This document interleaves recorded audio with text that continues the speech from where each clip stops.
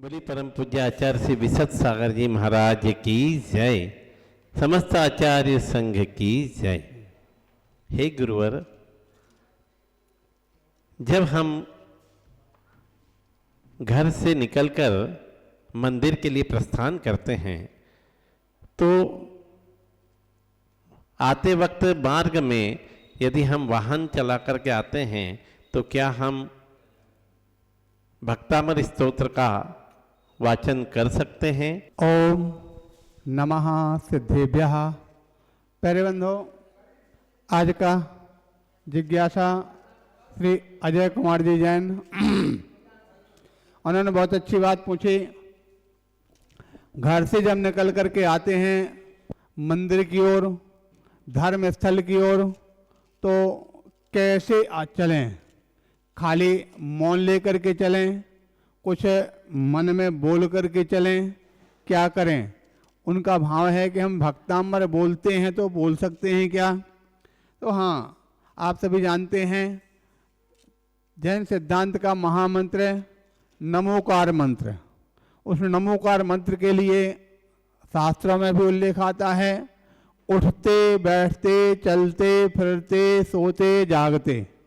ठीक है, शुद्ध अवस्था में अशुद्ध अवस्था में कभी भी नमोकार मंत्र का स्मरण जाप कर सकते हैं। ठीक है, तो जब नमोकार मंत्र का जाप सब अवस्था में कर सकते हैं तो भक्तांबर काव्य भी उसमें पढ़ने में कोई बाधा नहीं है। आराम से आप भक्तांबर पाठ का स्मरण उच्चारण इत्यादि जो भी है अपना करते हुए और आगे जा सकते, उसमें कोई दिक्कत नहीं होती।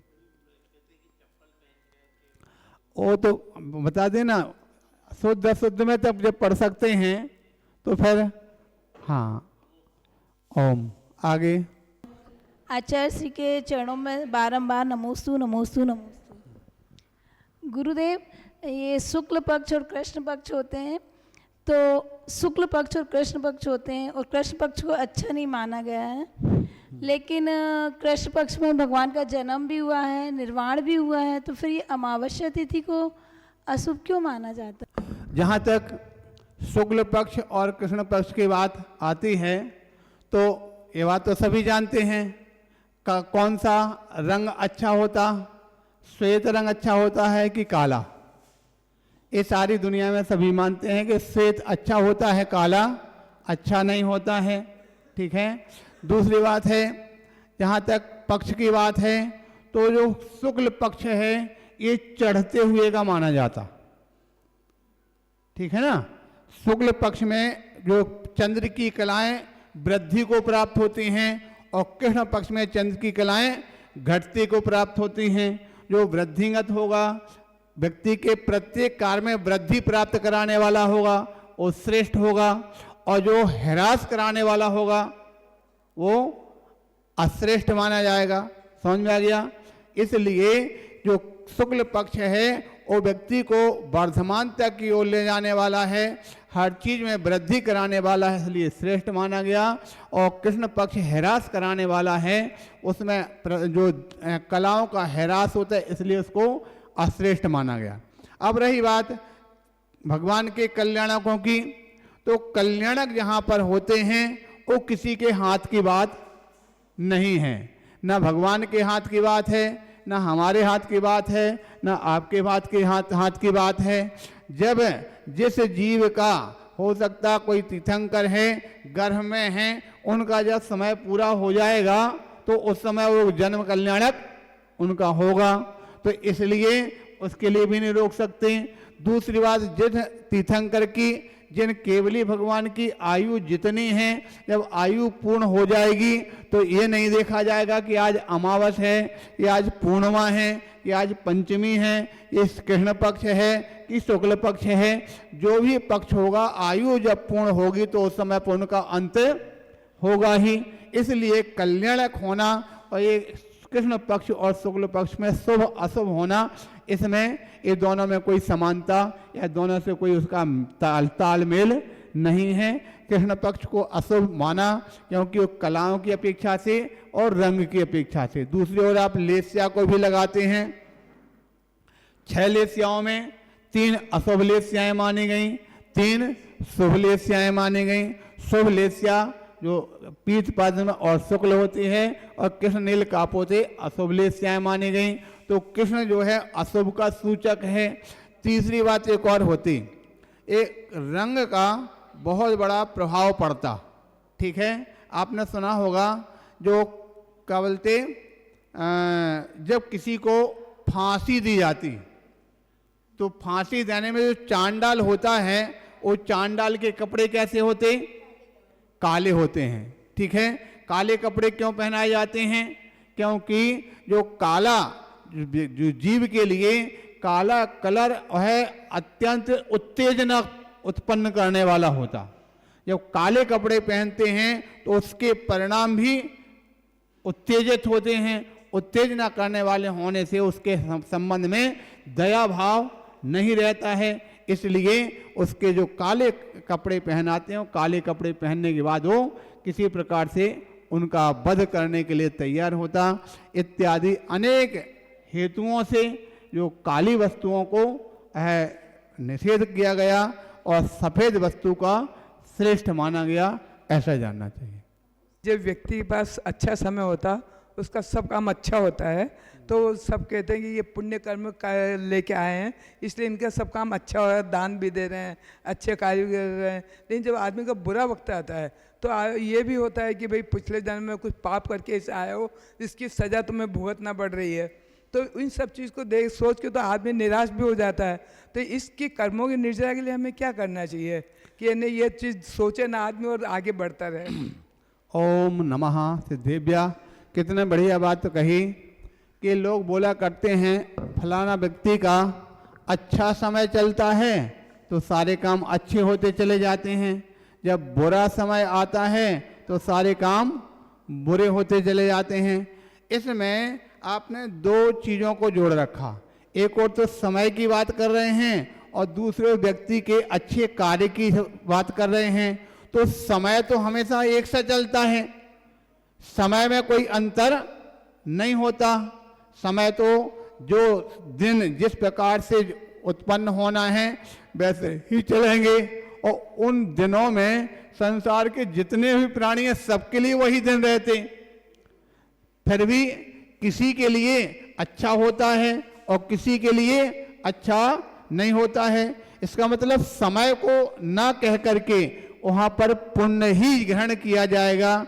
किसी के पुण्य का उदय होता है तो सारे काम अपने आप सफल होते चले जाते हैं, किंतु जिसका पुण्य का उदय नहीं होता है उनके लिए सारे काम बने बनाए काम भी बिगड़ते चले जाते हैं। अब रही बात उसमें हम उसको परिवर्तन कैसे करें, तो जब किसी, क्योंकि कर्म प्रकृतियां जो होती हैं और दो प्रकार की अवस्था वाली होती हैं, एक तो बंध वाली, एक उदय वाली, एक सत्ता वाली, ठीक है।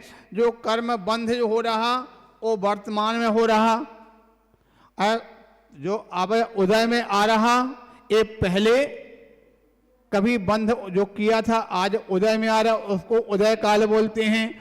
तीसरे को होती है सत्ता अवस्था, जो पहले के कर्म बंधे हुए हैं अभी सत्ता में हैं, वो आगे चल करके उदय में आने वाले थे। अब जो उदय में आ गए हैं, उदय में आने वाले कर्म के बारे में तो कुछ कर सकते हैं नहीं, क्योंकि उदय में आ ही चुके हैं तो अपना फल देंगे ही। दूसरी बात रही सत्ता वाले जो कर्म हैं, अगर आप कुछ शुभ काम करते हैं तो शुभ काम करने पर जो सत्ता में पड़े कर्म हैं उस सत्ता में पड़े कर्मों का आप संक्रमण कर सकते हैं, अपकर्षण भी कर सकते हैं। तो पहले जो कर्मों की आबाधा अथवा आबाधा न बोल करके उनकी जो यानी उदय काल अथवा अनुभाग स्थिति अनुभाग में आप अपने शुभ भावों के माध्यम से उनको हीनाधिक कर सकते हैं, कम कर सकते हैं, संक्रमण कर सकते हैं। किंतु आज दूसरा बंध जो होना, भविष्य में नया बंध होने वाला है, अगर आप शुभ भाव बनाएंगे तो आज जो उदय में आ रहा वो तो भोगना ही पड़ रहा, लेकिन भविष्य में जो कर्म बंध होगा वो हमारे लिए शुभकारी हो सकता है। इसलिए ये बंध की तीनों अवस्थाओं को ध्यान में रखते हुए वर्तमान में जब व्यक्ति के लिए जो कैसा कर्म का उदय होता उसको भोगना पड़ता है। दूसरी बात, अब जो उदय काल चल रहा वो उदय की भी तीन अवस्थाएं होती। कौन कौन सी? उत्तम, मध्यम, जघन्य। जब किसी जीव का उत्कृष्ट तीव्र कर्म का उदय होता है तो उत्कृष्ट तीव्र कर्म के उदय में उसके लिए कोई भी उस समय उपाय नहीं होता।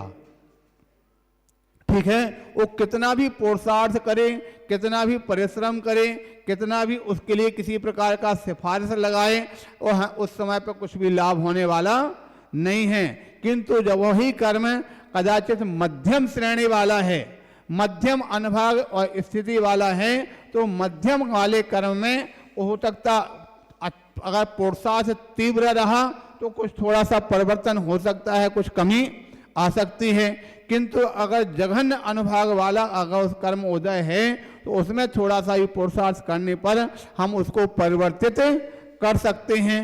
लेकिन सबसे बड़ी समस्या ये है कि सारी की सारी अवस्थाओं को ना तो हम देख पाते हैं और ना जान पाते हैं कि उसकी कौन सी अवस्था है, उत्तम है कि मध्यम है कि जघन्य है। जैसे कि आप जानते हैं वर्तमान में किसी के लिए कोई यानी जघन्य बीमारी हो गई, कोई यानी खोटी बीमारी हो गई। खोटी बीमारी में हो सकता है टीबी की शिकायत है या कैंसर की शिकायत है। जब किसी के लिए शिकायत, पहले तो किसी को जानकारी है होती नहीं, लेकिन आजकल वर्तमान में कुछ ऐसे उपकरण तैयार हो गए हैं कि उन उपकरणों के माध्यम से जांच करने पर ज्ञात हो जाता। अब ज्ञात होने पर अगर उसकी थर्ड अवस्था हुई, ठीक है, थर्ड स्टेज अगर हो गई, अब कोई उपाय नहीं चलने वाला है। कोशिश थर्ड उसमें भी तीनों अवस्था के उत्तम मध्यम जघन्य अंश रहते। थर्ड अवस्था का अगर जघन्य अंश हुआ तो हो सकता करीब बहुत पुरुषार्थ करने पर, बहुत कुछ विशेष दवाई चलाने पर उसको का लाभ हो भी जाए। किंतु थर्ड अवस्था हुई फिर कोई उपाय नहीं चलने वाला है।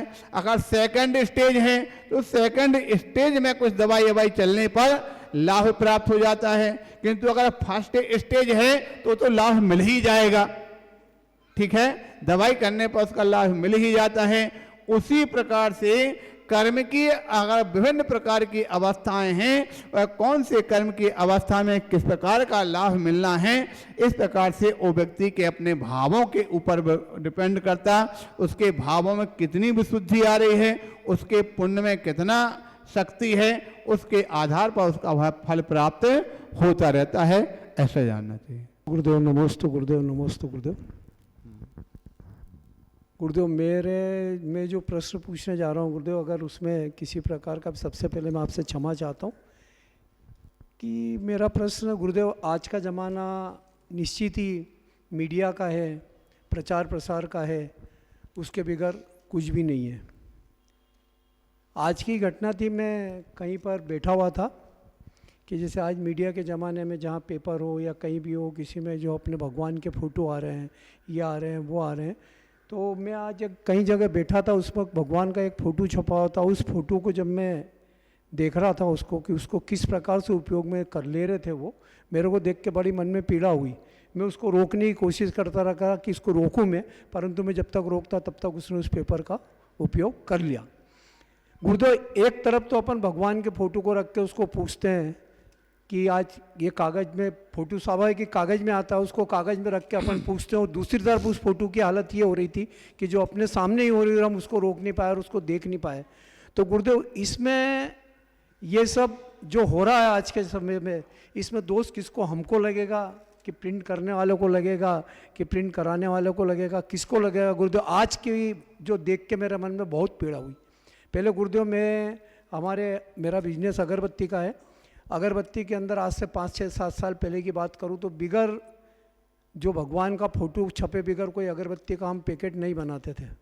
उसमें ये मान के चलो, अगरबत्ती का अगर कोई पैकेट हमने प्रिंट कराया तो उसमें भगवान का फ़ोटो आता थे।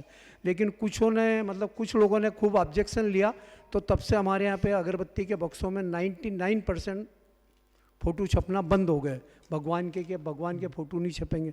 तो गुरुदेव जब इस तरह की जब ऐसी पोजीशन आती है तो हम लोगों को क्या करना चाहिए, मार्गदर्शन दे। और इसमें किसको दोष, हमको लगता है क्या दोष? क्योंकि ओम नमः शिवाय। प्यारे बंधो, जब भी किसी कार्य की उत्पत्ति होती है, कोई कार्य किया जाता है, तो कार्य तो एक होता है और करने कराने वाले अनेक होते हैं। ठीक है, आपने फोटो की बात करी तो फोटो बनाने वाला, आपने बनाने की भावना भाई, और उसमें बनाने वाले के भी किस भावना से बनाता है। ठीक है, क्योंकि अधिकांशतः लोग, सारी दुनिया के लोग अपने कार्य को सफलता देने के लिए, अपने कार्य को वृद्धि करने के लिए इस प्रकार के प्रयोजन सिद्ध करते हैं। जैसे आपने कहा अगरबत्ती लगाई तो अगरबत्ती भगवान की फोटो लगेगी, तो जितने जैन लोग हों तो जैन लोग तो उसका यूज करेंगे ही करेंगे। और दूसरी बात और है, जैन लोग के अलावा जो सज्जन लोग हैं, वो सज्जन लोग जैनों की हर चीज से परिचित हैं, वो हर चीज को, जैनों की चीज़ों को ग्रहण करने की भावना रखते हैं। तो सारे लोग जो है व्यापार के उद्देश्य से इस प्रकार से काम कर लेते हैं। और दूसरी ओर वर्तमान का जो ज़माना है, वर्तमान के ज़माने में पहले तो हमको लगता है ये सारी चीज़ें प्रिंट इत्यादि का काम नहीं होता था, जो भी होता था सब हाथ से करते थे। वो हाथ से करने पर जो उसकी सम्मान अपने स्थान पर विशेष तौर से, या तो पुस्तक में बनाएंगे तो पुस्तक से सम्मान होगा, मंदिर में बनाएंगे तो उसका भी सम्मान रखते थे। लेकिन आजकल मीडिया के ज़माने में जगह जगह, कहीं अखबारों में, कहीं अन्य स्थानों पर उसका प्रिंट छपता है। वो छपने के बाद अब उसमें फिर द्रव्य क्षेत्र काल भाव की स्थिति को लिया जाता। ठीक है, सबसे बड़ी चीज़ है आपका जो छपवाने में भाव क्या है। भाव तो ये है, चाहे किसी भगवान की फोटो हो, चाहे किसी महाराज की फोटो हो, कि भाई हमारे धर्म की कुछ प्रभावना होवे। सारी दुनिया में सबकी फोटो छपती, हिंदू हो, मुस्लिम हो, सिख हो, ईसाई हो, सबकी अपने अपने आराध्य की फोटो छपती है और उनकी आराध्य की फोटो छपने पर उनकी प्रभावना बनती है। तो इसी प्रकार से छपवाने वाले का भाव तो है कि हमारा जिन धर्म का प्रभावना हो, तो उसके लिए प्रभावना को लेकर के, लक्ष्य को लेकर बनाता है। तो उसके लिए अच्छा स्वभाव से बना तो उसके लिए पाप तो समझ में नहीं आता। रही बात छापने वाले की, तो छापने वालों को तो कोई मतलब नहीं, उसको तो अपने पैसे से मतलब है। ठीक है, अब तीसरी बात है किसके हाथ में पहुंच रही है, और हाथ में पहुंचने वाले के ऊपर जरूर थोड़ा सा प्रभाव पड़ता है। अगर वो व्यक्ति समझदार है, जानता है कि इस प्रकार के फोटो, तो उसको ऐसे स्थान पर प्रयोग करे जिससे कि उसकी अवहेलना ना होवे। ठीक उसी प्रकार जैसे एक बार किसी ने प्रश्न किया था, जिनवाणी अगर खराब हो जाती है, पत्र पत्रिकाएं इतनी सारी छपती हैं, वो पत्रिकाओं में सब कुछ छप करके आता है, जिनवाणी के शब्द भी छपते हैं, फोटोआं भी छपती हैं। उन पत्रिकाओं को क्या करें, क्या रद्दी में बेचें? और रद्दी में बेचेंगे तो जलेबी वाले के पास जाएगा और जलेबी वाला खा करके नीचे डाल देगा। तो ये व्यक्ति की अपनी स्वयं की समझदारी है कि अगर इस प्रकार की धार्मिक पत्र पत्रिकाएं हैं या धार्मिक पुस्तक इत्यादि हैं, तो हमने उसका बताया था कि संस्कार, कौन सा संस्कार, या तो जल संस्कार या मिट्टी संस्कार, वहाँ पर इस प्रकार से उसका प्रयोग कर दें। तो इस प्रकार से है, बाकी दुनिया में आप किस चीज़ को, कितनी कितनी चीज़ को रोक सकते हैं। आप वो तो फोटो की बात कर रहे हैं, पहले के समय पर मूर्तियों को वो लोगों ने नदी में डाला, ठीक है कि नहीं, और पूर्ण अच्छी सकुशल, खंडित भी नहीं, प्रतिष्ठित मूर्तियां जिनकी आप हम सब पूजन करते, अभिषेक करते, ऐसी मूर्तियों को नदी में डाला। जब नदी में डल जाती हैं, उल्टी पड़ी है, सुना कितनी जगह उल्टी पड़ी है, उस पर लोग बैठ करके कपड़े साफ करते हैं, उसके ऊपर बैठ करके लोग नहाते हैं, उसी मूर्ति में अपने पैर घिसते हैं। सुनने में आया था वहाँ पर बहोरी बंद में बाहुबली भगवान की मूर्ति निकली थी 5 फुट की, और नदी के किनारे पर उल्टी पड़ी थी। लोग कितने दिन तक उसमें करते रहे। अचानक के बाद कोई नहा रहा था तो उसके साबुन नीचे घुस गया, और जैसे उसने साबुन नीचे घुस गया तो उसको खोजने की कोशिश रही, इसमें तो कुछ ऐसा बना हुआ सा लग रहा है, और देखा उल्टा करके तो बाहुबली भगवान की मूर्ति थी। तो इस प्रकार से जब स्थिति द्रव्य छेद काल भाव की स्थिति को देखते हुए इस प्रकार की स्थितियां हुई कि मूर्तों तक को लिख किया गया जो प्रतिष्ठित थी। कागज में तो कोई प्रतिष्ठित नहीं होता, कागज तो एकमात्र सम्माननीय है, आदरणीय है, उसको आदर हम अपना जितना दे सकते वो रखना चाहिए। लेकिन अगर किस प्रकार की स्थिति होती है तो उसमें कोई इस प्रकार का ज़्यादा खेद खिन्नता की वाली भी कोई भी इस प्रकार की स्थिति नहीं है। अपना पुरुषार्थ अपना यही है कि हम जितना बचा सकें उतना बचाना, बाकी फिर जो हो रहा। बोले महावीर भगवान की